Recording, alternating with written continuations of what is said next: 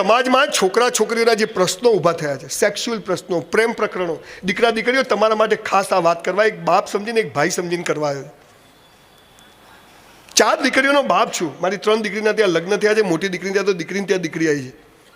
નાની દીકરી કોલેજના 2જા વર્ષમાં છે. જોરદાર નોટ છે, જેવિયર્સમાં ભણે છે.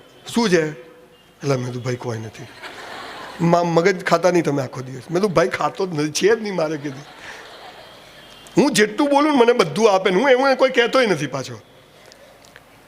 આપણને આ જે છોકરા છોકરીના પ્રશ્નો ઊભા થયા એ ક્યાંથી ઊભા થયા? સ્કૂલોમાંથી. 9મા ધોરણમાં આવીએ ને છોકરીઓને પહેલી વાર એમ થાય કે હું સરસ લાગુ છું. છોકરાઓને આછી આછી મૂછો આવે અને એ જ વખતે સ્કૂલમાં એક સોગન ખવડાવે, ખબર?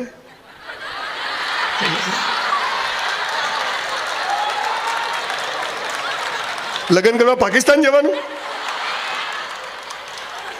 અલા 2-4 બહેનો નહીં હચવાતી, 200 બહેનો કેમ નહીં હચવાય? ગૂગલ પર સર્ચ કરજો. સાચું શું છે? ભારત મારો દેશ છે, બધા ભારતીયો મારા ભ્રાતા છે, મિત્ર છે, ભાઈ બહેન છે. હું તો બોલતો જ નહીં હો. મૂળ વાત, એક બાળકને શું જોઈએ છે, ઈશ્વરે એને પૃથ્વી પર કેમ મોકલ્યું છે? You know the meaning of education? To educate. Educate એટલે અંદરની શક્તિઓને જે બહાર કાઢે, દેટ ઇઝ કોલ્ડ એડ્યુકેશન. શું આપણી શક્તિઓને કોઈ કાઢે છે? આ તો દબાવે, બેહી જાય પેલો કે નહીં બેવું. ખાલી ભગવાને સાયન્સ ને કોમર્સમાં જ ભણવા પૃથ્વી બનાવી છે. પછી કે છોકરાઓ આ નહીં, એટલે પણ કરે ક્યાંથી? એટલે મારે કરવું છે, મારે હાર્મોનિયમ શીખવું છે. 500 છોકરાઓને એક હાર્મોનિયમ હોય, વગાડો એટલે એક સ્વિચ બી ભાગે, તંબુરામાંથી વગાડે. સવાલ આ સ્કૂલનો નથી, આ દેશની એડ્યુકેશન સિસ્ટમનો છે. હું જ્યારે મુખ્યમંત્રીને મળું, એડ્યુકેશન મિનિસ્ટરને મળું, સચિવો, બધા લોકોને મળું ત્યારે મને બહુ નિરાશા થાય. મને એમ થાય કે આ દેશનું થશે શું? અને એટલે મેં આજે 1150 સેમિનાર કર્યા. દીકરા દીકરીઓ, હું મહિનામાં 20 દિવસ આવા સેમિનાર ફ્રી ઓફ કોસ્ટ કરું છું, એક જાગૃતિ લાવવા માટે કે જાગવું પડશે આપણે. આ આપણો રોલ છે. સરકાર શું કરે? સવાલ કોંગ્રેસ ભાજપનો નથી, એ એમનું આખું કામ જુદું છે. આપણે ઊભા થવું જોઈએ કે હું ઈશ્વરનું અદ્ભુત સર્જન છું, હું આ જ સિસ્ટમમાંથી આવ્યો છું. આજે આ સ્કૂલો છે તો આપણે મળ્યા, એ જરૂરી, પણ એમાંથી આપણે આપણો રસ્તો નક્કી કેવી રીતે કરવો એ વાત હવે હું તમને કહેવા જઈ રહ્યો છું. આ તો મેં તમને પદ્માવતનું ટ્રેલર બતાવ્યું.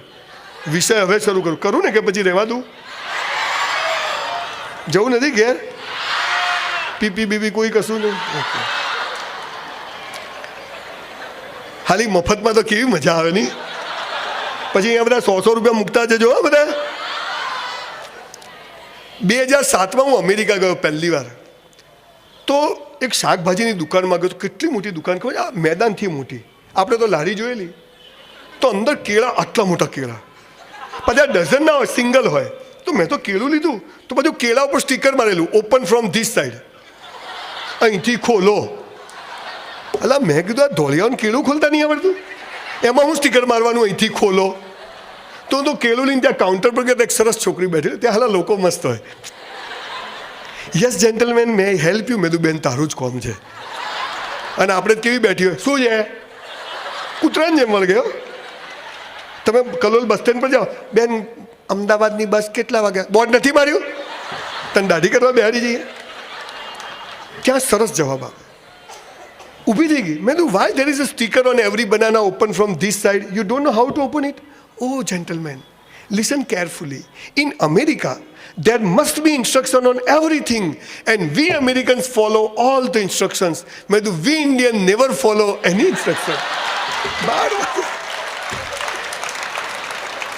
સાહેબ કે અવાજ નહીં, તું હોય જ 2-4 નોટો માર જેવી. પોલીસ વાળો 3 લઈ લે. નરેન્દ્રભાઈ કે કચરો નહીં, કચરો તો અહીં જ ફેંકાશે.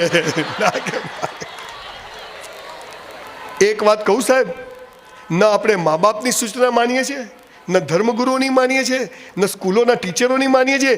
વી are the most indiscipline people in this world, and that is why we are not happy. કોઈ સૂચનાઓનું પાલન કરતા નથી અને એટલે આપણે સુખી નથી. આ સૂચનાઓ ગીતા નામના ધર્મગ્રંથમાં, કુરાન નામના ધર્મગ્રંથમાં, બાઇબલમાં પૃથ્વીનું સર્જન થયું ત્યારે ઈશ્વરે કહ્યું છે કે હે મનુષ્ય, તું આમ જીવ, હું તને બધું જ આપીશ. લખ્યું છે. ભણવાનું નહીં વંચાતું, ક્યાંથી વંચાય? એક બેવડી કે ગીતામાં ભગવાનની સહી કયો હે? બોલો હવે આવી નોટોનું શું કરવાનું? મને કહો. મારી બા એમ કે તારા બાપ છે તો એની સાબિતી મગાય. હે ને? આવું છે. બહુ ઊંચો સવાલ તમને કરી દઉં. કુરાન, આજે કુરાન એની 5 વાતો મનુષ્ય યાદ સાંભળે તો જીવન ધન્ય થઈ જાય. બાઇબલ 2 વાતો સાંભળો જીવન ધન્ય. પણ આપણે તો ગીતા હિન્દુઓની થઈ ગઈ, કુરાન મુસલમાનોનું થઈ ગયું. બકરો મુસલમાનનો, ગાય હિન્દુની. આ ધંધો ચાલે. કેસરી કલર અમારો, લીલો તમારો. બાપાને માલ છે. આ પૃથ્વી આપણી, આપણે મનુષ્ય છીએ, ઈશ્વર એક છે. આ પાયાની વાતો સમજાવવાને બદલે બધું જ ખોટું ચાલ્યું. અને એવા સમયે હું તમને આખી સ્ટીવ જોબ્સ, એપલ કંપનીનો માલિક, આ દેશમાં સંતાઈને રહીને ગયો. જે વાત શીખવા એ હું તમને કહેવા આવ્યો છું.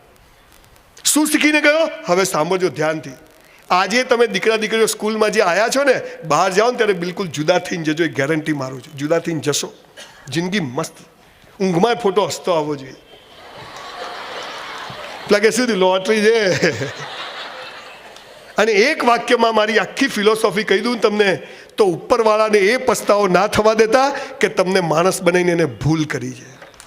આટલું કરજો બસ, બીજું કશું નહીં. Do something good things. સ્કૂલો આવી છે, પોલિટિક્સ આવું, બધું આવું જ છે. આપણે આવવા નથી. મારે જાગી જવું છે.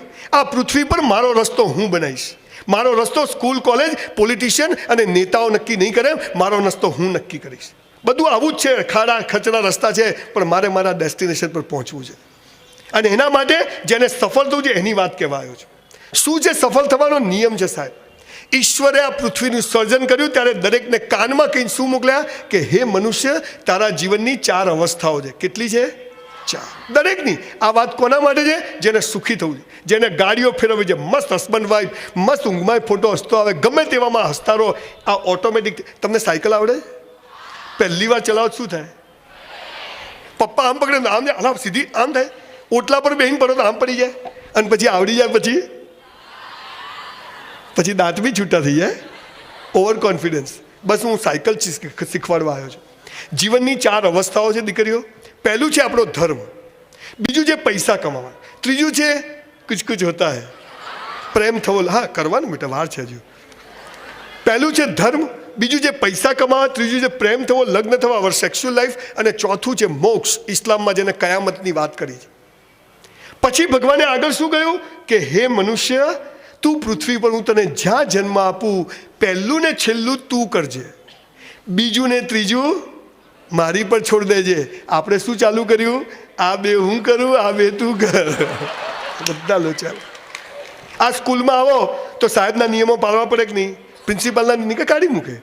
ભાઈ આટલા વાગે આવવાનું, આટલા વાગે જવાનું, આટલી ફી ભરવાની, બધું નિયમ હોય. તો ભગવાનનો આ જે બાપ છે આ પૃથ્વીનો, જેને તમે અલ્લાહ કહો છો, જીસસ કહો છો, ખોડિયાર કહો, ગણપતિ, જે મહાદેવ, જે નામ તમને મા બાપે શીખવાડ્યું, ઈશ્વર તો એક છે. તો એની પૃથ્વી પર આવો તો એના નિયમ પાળવા પડે કે નહીં? એણે કહ્યું કે ધર્મ અને મોક્ષ માટે તું મહેનત કરજે, પૈસા કમાવાને જીવન સાથી મારી પર છોડ દેજે. પણ 4ની વ્યાખ્યાઓ સો કોલ ધર્મગુરુઓએ, એજ્યુકેશન સિસ્ટમોએ આપણને ખોટી શીખવાડી. હું તમને સાચી વ્યાખ્યા કહું છું. પહેલું છે ધર્મ. ધર્મ એટલે શું? હિન્દુ, મુસલમાન, ક્રિશ્ચન, આ ધર્મ છે? આ ધર્મ નથી સાહેબ. આ તો પર્વતની ટોચ પર જવાના રસ્તા છે, જેને જ્યાંથી જવું હોય ત્યાંથી જાય. પણ ધર્મ બધાના એક જ હોય. પહેલો ધર્મ શું છે? જેને સુખી થવું હોય, ભગવાન પાસે કશું માગવું નહીં, કૌંસમાં એ આપશે પણ નહીં. પેલો ભિખારી મંદિરની બહાર ભીખ માગે, આપણે મંદિરની મૂળ તો બધા. આપણે મંદિરમાં જઈએ એટલે ભગવાન શું કે એ ભિખારી આવ્યો. હમણાં ચાલો જવાનું, સોરી ને થેન્ક યુ કહેવા જવાનું. ઈશ્વર તારો આભાર, તે હાથ પગ આપ્યા છે, તારો આભાર. તે 2 આંખો આપી છે, પગ આપ્યા છે, તારો આભાર. સવાર પથારીમાંથી ઉઠીએ, કરાગ્રે વસતે લક્ષ્મી, કર મૂલે સરસ્વતી, કર મધ્ય તું ગોવિંદા. એ ઈશ્વર તારો આભાર કે તે ઉઠાડી દે. ગમે તેવા મા બાપ આપ્યા છે, ગમે તેવું, જિંદગી બહુ મસ્ત, 2 જોડી કપડાં આપ્યા, કોઈ રોગ નથી, કોઈ વ્યસન નથી, તારો આભાર.